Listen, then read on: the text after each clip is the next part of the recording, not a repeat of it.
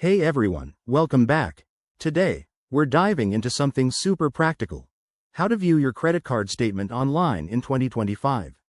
With digital banking evolving rapidly, managing your finances from your phone or computer has never been easier or more secure.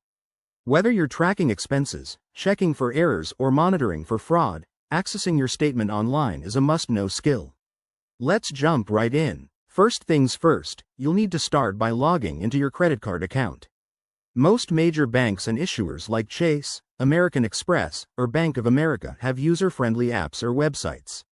Open your preferred browser or app, and enter your username and password.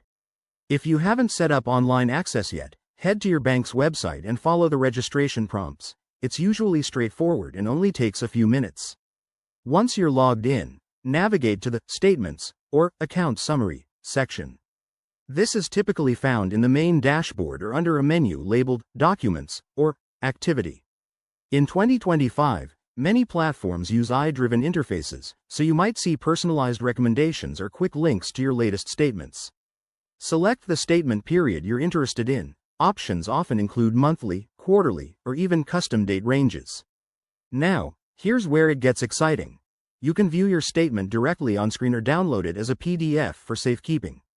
Take a moment to scan through the details. Look for transactions, payments, interest charges, and any rewards earned. Pro tip: always double-check for unauthorized charges and report them immediately to your issuer. One more thing. Security is key in 2025. Use two-factor authentication, keep your device updated, and log out after you're done to protect your information. If you run into any issues, most banks offer 24/7 chat support or help articles.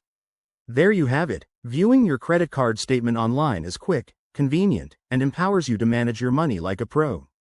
If you found this helpful, hit that like button, subscribe for more finance tips, and drop a comment below if you have questions. Thanks for watching, and see you next time.